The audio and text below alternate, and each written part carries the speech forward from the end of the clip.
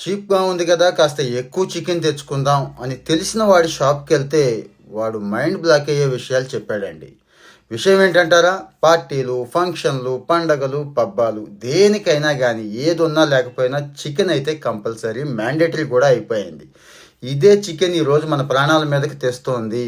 చాలా కొద్ది మందికే తెలుసు ఈ విషయం. అంటే చికెన్ పెరగడానికి, త్వరగా బరువు వచ్చేయడానికి ఇంజెక్షన్లు గట్రా చేసేస్తున్నారు అన్నంత వరకే తెలుసండి చాలామందికి. కానీ రోజు చికెన్కి ఇచ్చే దాణాలో ఆ కోళ్ళ మేతలో వాడకూడని యాంటీబయాటిక్స్, ఒకవేళ వాడ తగ్గవైనా కూడా మోతాదుకు మించిన యాంటీబయాటిక్స్ డైలీ వేసేస్తున్నారండి. సో 3 నెలలకు రావాల్సిన చికెన్ నెలన్నరకే వచ్చేస్తుంది అన్నట్టు. వాటిని తింటే ఏమవుతుంది మన పరిస్థితి ఒక్కసారి ఆలోచించుకోండి. అసలే అంతంత మాత్రంగా ఉంది మన ఆరోగ్యం.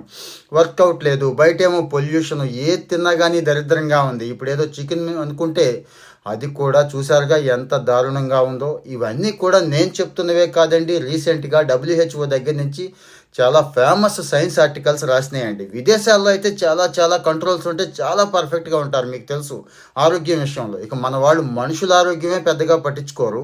ఈ కోళ్ళు వీటి గురించి ఎంతగా పట్టించుకుంటారు అనేది మీరే ఊహించుకోండి. కొన్ని లక్షల కోళ్ళని ఒకే బ్యాచ్లో తీస్తూ ఉంటారండి. కంపెనీల గురించి ఇక్కడ వద్దు, అన్నీ అలాగే ఉన్నాయి. సో నాటుకోడికి వెళ్ళాలా, వేరే ఆప్షన్ ఉందా, మీరే డిసిషన్ తీసుకోండి. Take care.